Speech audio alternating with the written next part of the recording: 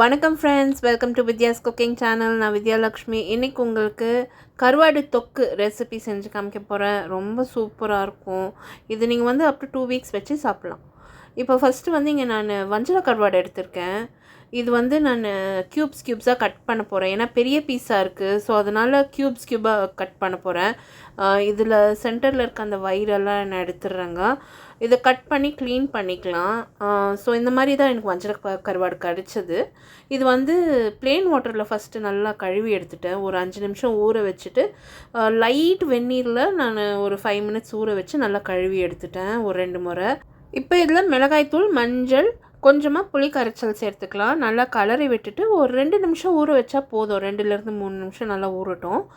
மிதமான தீயில் ஒரு கடாயை ஹீட் பண்ணிவிட்டு அதில் வந்து ஒரு 3 ஸ்பூன் அளவுக்கு எண்ணெய் விட்டுருக்கேன். இதில் வந்து இந்த கருவாடை சேர்த்து நல்லா வறுத்து எடுத்துக்கலாம்.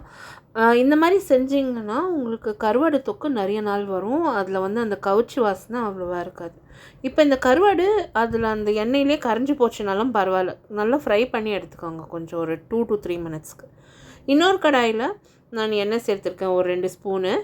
இதில் வந்து நம்ம பூண்டு சேர்த்துக்கலாம். பூண்டை நல்லா வதக்கி எடுத்துக்கலாம். ஏன்னா கருவாடு நிறைய வாய்வு இல்லையா, ஸோ அதனால் பூண்டு நிறைய சேர்த்துக்கணும். இப்போ பூண்டு வந்து நல்லா வதக்கிடலாம். இதில் வந்து கருவேப்பிலை ஒரு 2 கொத்து அளவு சேர்த்து நல்லா வதக்கிக்கலாம். ஒரு 2 மீடியம் சைஸ் வெங்காயம் பொடியாக நறுக்கி இதில் நான் சேர்த்துருக்கேன். நல்லா கண்ணாடி போல் வர வரைக்கும் நல்லா வதக்கி எடுத்துட்டேன்.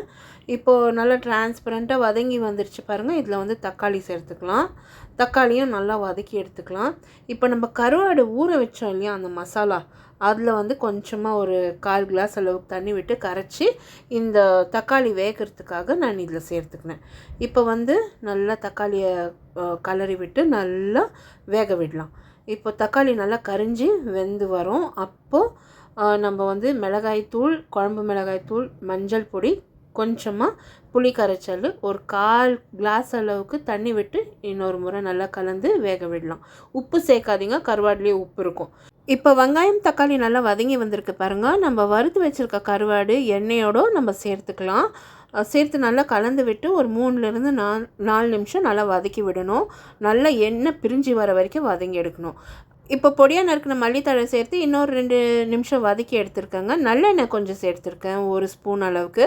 இன்னொரு 2 நிமிஷம் நல்லா கலரி வதக்கி எடுக்கணும். எண்ணெய் பிரிஞ்சு வந்ததும் நம்ம கருவாடு தொக்கு ரெடி. ரசம் ரைஸ், கர்ட் ரைஸ், சாம்பார் சாதம் எல்லாம் சாதத்தோடு பெஞ்சு சாப்பிட்லாம். நீங்கள் இந்த வீடியோ பிடிச்சிருந்தா மறக்காமல் லைக், கமெண்ட் அண்ட் சப்ஸ்கிரைப் பண்ணுங்கள். அடுத்த வீடியோவில் சந்திக்கிறேன். தேங்க்ஸ் ஃபார் வாட்சிங்.